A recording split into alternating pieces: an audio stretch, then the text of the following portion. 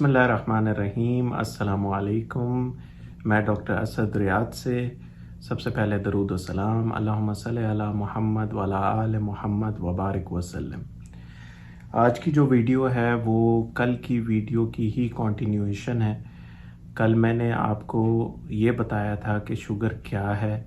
اور اس کی علامات کیا ہوتے ہیں، اس کی تشخیص کیسے کی جاتی ہے، اس کی دوائیاں کیسے سٹارٹ کی جاتی ہیں، اور آج کا جو پارٹ ہے اس میں آپ کو بتاؤں گا کہ اس کی کمپلیکیشنز کیا ہوتی ہیں، یعنی اس کے جسم پر اثرات کیا ہوتے ہیں اگر اس کو صحیح سے کنٹرول نہ رکھا جائے۔ تو جسم کے مختلف اعضاء ہیں جن پر اگر شوگر کنٹرول نہ کی جائے تو وہ شوگر جا کے اثر کرتی ہے۔ اس میں آپ کی آنکھیں ہیں، اس کے بعد آپ کا دل ہے، آپ کے گردوں پہ اثر کرتی ہے، آپ کے شریانوں میں جو خون کی نالیاں ہیں ان پہ اثر کرتی ہے، اور آپ کی جو اپنی عام زبان میں ناڑیں کہتے ہیں لیکن ہم میڈیکل ٹرمینالوجی میں نروز کہتے ہیں، نروز پر افیکٹ کرتی ہے۔ تو میں ون بائی ون آپ کو سب کے بتاتا ہوں کہ کیا اثرات ہوتے ہیں اور ان کو ہم نے کیسے چیک اپ کروانا ہے اور کیا اس کا خیال رکھنا ہے، کیسے اس کا خیال رکھنا ہے، یہ سب آپ کو بتاؤں گا۔ تو سب سے پہلے ہم آنکھوں کی بات کرتے ہیں۔ آنکھوں میں ایسا ہوتا ہے کہ جب کافی عرصے سے آپ کی شوگر ان کنٹرولڈ ہوتی ہے تو آپ کی جو آنکھوں کا پردہ ہے اس میں جو خون کی نالیاں ہوتی ہیں وہ بہت باریک ہوتی ہیں، اور شوگر ان کنٹرول ہونے کی وجہ سے اس میں سے لیکیج شروع ہو جاتی ہے۔ جب لیکیج شروع ہوتی ہے تو آپ کے آنکھوں کے پردے میں سوزش ہو جاتی ہے، اور اس سوزش کی وجہ سے آپ کو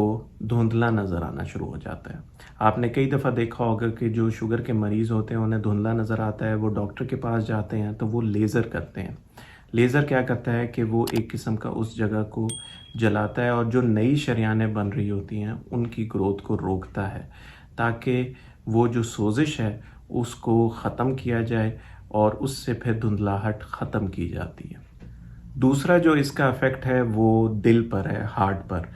اور ہوتا یہ ہے کہ ہمارے دل کو خون کی چھوٹی چھوٹی نالیاں ہوتی ہیں، شریانیں ہوتی ہیں جو دل کو بھی، دل کے پٹھوں کو بھی خون سپلائی کر رہی ہوتی ہیں، اور جو شوگر کے مریض ہوتے ہیں وہ ان میں کولیسٹرول کی زیادہ مقدار ہونے کی وجہ سے اور شوگر ان کنٹرول ہونے کی وجہ سے ان چھوٹی چھوٹی نالیوں میں بھی بلاکیج پیدا ہونا شروع ہو جاتی ہے۔ جب بلاکیج پیدا ہوتی ہے تو خون کی مقدار جو دل کے پٹھوں کو کام کرنے کے لیے چاہیے وہ کم ہو جاتی ہے۔ جب وہ کم ہوتی ہے تو پٹھے خود بخود کمزور ہونا شروع ہو جاتے ہیں، اسی کو ہم ہارٹ اٹیک کہتے ہیں، اور جب پٹھے کمزور ہو کے صحیح طرح بلڈ پمپ نہیں کر پاتے پورے جسم میں تو اس کو ہم ہارٹ فیل کہتے ہیں، ہارٹ فیلئر کہتے ہیں۔ عام زبان میں کہتے ہیں کہ فلانے کو ہارٹ فیل ہو گیا، وہ یہی چیز ہوتی ہے۔ تیسرا جو اس کا افیکٹ ہے وہ آپ کے گردوں پہ ہے، کڈنیز پہ۔ ہوتا یہ ہے کہ ہماری کڈنیز جو ہیں ایک قسم کی جسم میں چھاننی کا کام کرتی ہیں، جو ہمارے خون کو بار بار صاف کر کے جو اس کی غلاظت ہوتی ہے وہ پیشاب کے تھرو باہر پھینک دیتی ہیں۔ اب ہوتا یہ ہے کہ شوگر کے ان کنٹرول ہونے کی وجہ سے اس چھاننی میں ایسا فرق پیدا ہو جاتا ہے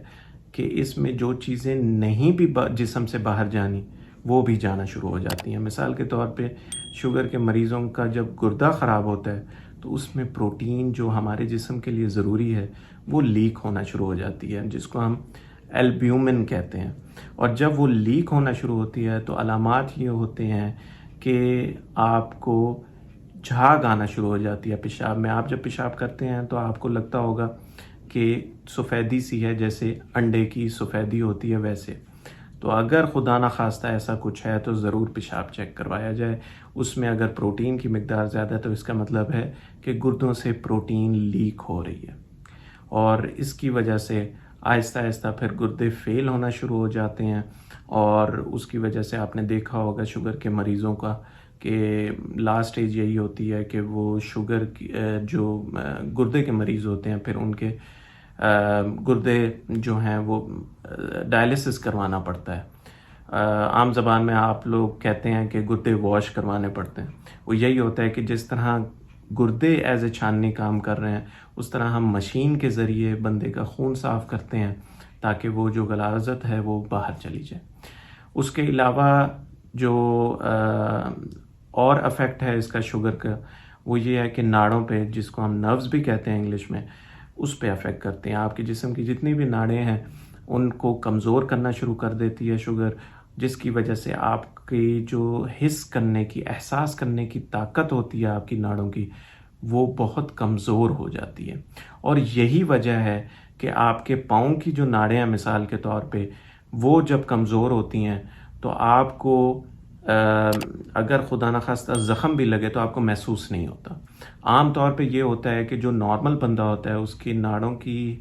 احساس کرنے کی طاقت نارمل جس کی ہوتی ہے، اس کو اگر کوئی زخم آئے تو اس کو محسوس ہو جاتا ہے تو وہ اس کا خیال رکھ لیتا ہے۔ لیکن شوگر کے مریض مثال کے طور پہ تنگ جوتے پہنے یا کوئی ٹھوکر لگ گئی یا کوئی زخم آ گیا، اور ان ناڑوں کی کمزوری کی وجہ سے انہیں ان زخم کا پتہ نہیں چلتا۔ اس لیے ہم کہتے ہیں کہ شوگر کے مریض کو اپنا پاؤں اپنے چہرے سے بھی زیادہ صاف رکھنا چاہیے، وہ اس لیے، اور اسے روز چیک کرنا چاہیے، وہ اس لیے کہ خدا نخواستہ اگر زخم بن جائے تو پھر اس کا ہیل کرنا مشکل ہو جاتا ہے۔ اگر خاص طور پہ آپ کی شوگر کنٹرول نہیں ہے، اگر آپ کی شوگر کنٹرول ہے تو اس کے ہیل ہونے کے چانسز اچھے ہو جاتے ہیں۔ اب اگر خدا نخواستہ آپ کو زخم ہو جاتا ہے تو آپ نے کرنا کیا ہے کہ آپ نے اس کا بہت خیال رکھنا ہے، اس کو صاف کروانا ہے، اس کی اچھے سے ڈریسنگ کروانی ہے ہاسپٹل جا کے۔ بالکل ایسے نہیں کرنا کہ گھر میں ہی اس کو صاف کر لیا دھو کے اور اس کی ڈریسنگ کر لی۔ بہت لوگ ہوتے ہیں کہ وہ یوں کرتے رہتے ہیں، شوگر بھی کنٹرول نہیں رکھتے، زخم کا بھی خیال نہیں رکھتے، اور وہ زخم پھر آہستہ آہستہ بڑھ کر پھر وہ ایک سٹیج ایسی آتی ہے کہ انگلیاں بھی کاٹنی پڑ جاتی ہیں اور پاؤں بھی کاٹنے پڑ جاتے ہیں، بعض دفعہ ٹانگیں بھی کاٹنی پڑ جاتی ہیں۔ اب دوسرا اور جو اس کا افیکٹ ہے شوگر کا، وہ آپ کی جو جسم کی جو خون کی نالیاں ہیں، شریانیں ہیں، ان پہ جا کے افیکٹ کرتا ہے۔ ان کو یہ تنگ کر دیتی ہے شوگر، اور جب وہ پاتھ وے کو تنگ کر دیتی ہے تو آپ کا خون صحیح طرح آپ کے جسم کی مختلف اعضاؤں تک پہنچنا مشکل ہو جاتا ہے۔ مثال کے طور پہ پاؤں ہی لے لیں آپ، تو آپ کے جو پاؤں کی شریانیں جب بالکل ایک پائپ کی طرح ہوتی ہیں، اگر ان کا راستہ بالکل یوں ٹائٹ ہو جائے تو خون کی آمد و رفت کم ہو جاتی ہے۔ جب خون کی آمد و رفت کم ہوگی تو آپ کی انگلیاں پھر کالی ہونی شروع ہو جاتی ہیں، اور جب کالی ہو جائیں ایک دفعہ تو پھر ان کا اور کوئی چارہ نہیں ہوتا، ان کو کاٹنا پڑنا ہے۔ تو یہی میں آپ سے گزارش ہے، جتنے بھی شوگر کے مریض ہیں خاص طور پہ،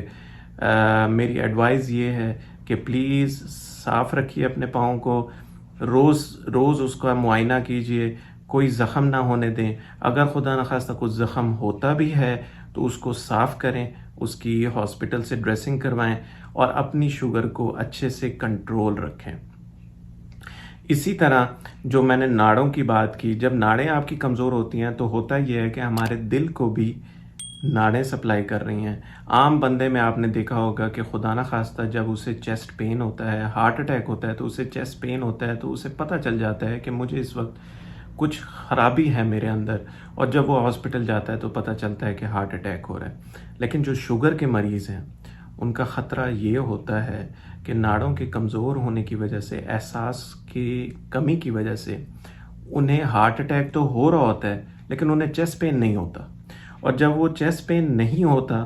اور یکدم آپ زیادہ تر جو شوگر کے مریض ہوتے ہیں انہیں یکدم یہی ہوتا ہے، یکدم بے ہوش ہوتے ہیں، ہاسپٹل جاتے ہیں تو انہیں پتہ چلتا ہے کہ ہارٹ فیل ہو گیا ہے، ہارٹ اٹیک ہوا تھا، لیکن مریض کو کوئی علامات نہیں ہوئی، کیونکہ ناڑوں کے کمزور ہونے کی وجہ سے مریض کو دل کا درد محسوس ہی نہیں ہوا۔